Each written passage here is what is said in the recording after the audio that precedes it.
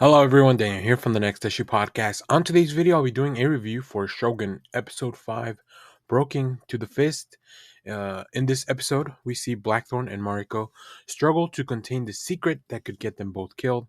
Also, Yabushige searches for the spy who has betrayed his intentions with Lord Toranaga.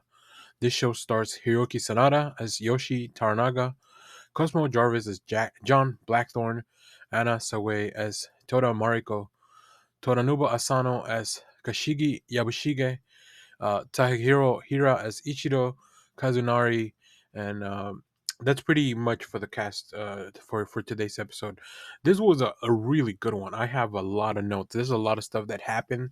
I will give a content warning for domestic violence in this episode. So keep that in mind going forward. But I think a show like this, you would expect something like that, really. All right, let's get into it. This episode was really good. Before I get into spoilers, let me tell you, this show just really continues to weave and bob in ways that I'm not really expecting. Like, I don't it's incredible to see. I'm really enjoying like all the surprises, all the additional layers. Right, we have the interpersonal stuff with the characters, specifically between the relationship between John and Mariko, and also John and Lord Toranaga. Right, they are all kind of like it's like it's they're not really friends, they're not really allies, they're all just kind of get their own way and trying to make it out the best they can. Especially, Yoshi Toranaga fighting against all the other regents who have been plotting now. Things are going to escalate on that front for sure. So let's get into it. We get to see Lord Toranaga return to the village with his army, and also Mariko's husband Bontaro, who we thought would have probably died after being left back in Osaka, right? Against like all those people. Somehow he made it alive and he's back. Obviously, this complicates things between things between John and Mariko. The regents continue to plot against Yoshi, and they must find a new replacement now. Since he has left the council with a vacant spot, they can't really move forward.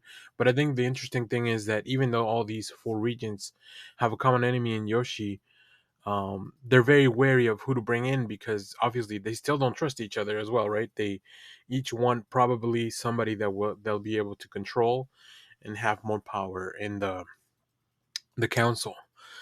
We also realize that Ishido finds out about Josen's death from yesterday's or from last episode's big battle at the end. That there's a lot of plotting in the village against everyone. Like Toranaga has his own plans. Yabushige has his own plans. His son, his nephew, like everybody's kind of involved. Um, Also, Mariko has to reconcile with her husband and his return from the dead, I guess, right?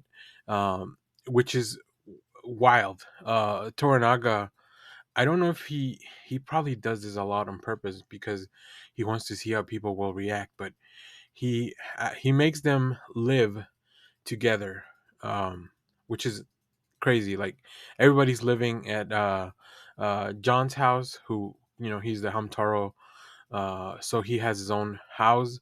So technically, he kind of lords over that house. That'll come into play.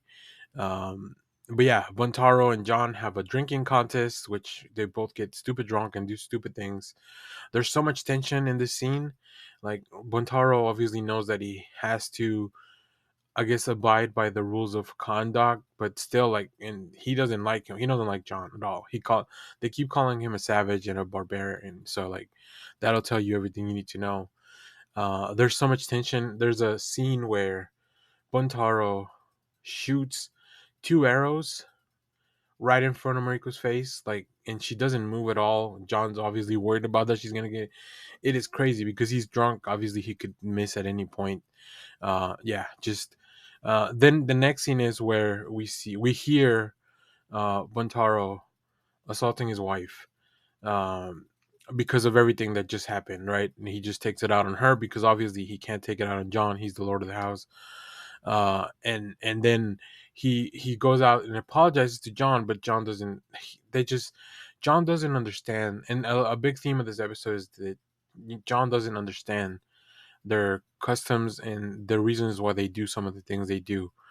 Um, in the meanwhile, Yoshi's spy is revealed to the viewer, but not to everyone else. He actually has one of his samurai infiltrated as a village elder. So that's really interesting. And he tasks him with finding another spy for them to present to Yabushige. At the beginning of the episode, John was given a bird by Toranaga, and I don't know what John was trying to do. He was just letting it there hanging. I guess he was gonna maybe cook it in some way. I don't know. He left it hanging. It was rotting, which obviously the people of the village, and including the people of the house, did not understand. After the incidents of that night, Mariko refuses to talk to John anymore. She says that the only words that they'll exchange will be words that are not meant from each other, right? So anything, she won't be able to say anything. Um, or she won't say anything on behalf of herself. She'll just translate as going forward. So this is the part that gets really messed up. Like earlier, we met a gardener named Ujiro who was skilled because that pheasant that was hung was taken down. Now, John had jokingly said, maybe not jokingly, but just because of his broken Japanese, he said, "If you touch the bird, you'll die." Like, because he wanted people to stay away from it. I said, I don't fully understand what he was trying to do with the bird, just letting it hang there. I don't know if it was he was gonna prepare. He's been preparing some like meals from England, so I don't know if that letting a bird decompose is part of preparation for a meal or whatever. Maybe it was just a test. I don't really know. But this is the part where John doesn't like. Once again, it comes to the front that John doesn't understand their culture.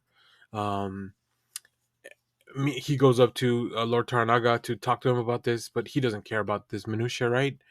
Uh, and then, out of nowhere, an earthquake happens. Like while they're all out in the field, and it looked great. Like just looked really good because it was the middle of the day, so like the effects had to be on point. Um, and Lord Toranaga falls. Like the earthquake kind of swallows him up. And obviously everybody goes to look for him. He loses his swords, and John gives the swords that Fuji had given him. I think that's to kind of honor him because he found out this episode that those swords really have no value. That they were kind of like stolen anyway. So giving it over to Fuji, like giving it over to Lord Toranaga, probably will bring honor to Fuji and kind of restore some of that. Um, but then we also see the aftermath of the earthquake, which causes immeasurable damage to the village. And then Yoshi plants a spy to be discovered, which was blamed on this gardener that was killed earlier. So like I, it almost makes me wonder if Lord Toranaga was playing that like so many steps ahead. Like I'm gonna need a patsy, so I'm gonna let John do some crazy shit. I don't know. I don't know. And then to close out the episode, like after all this has happened, and you think like there it can't get any crazier. Lady Yoshiba returns back to Osaka and with the regents, and this is her moment to consolidate power. She now will be taking on the reins, and she's done playing nice with Yoshi.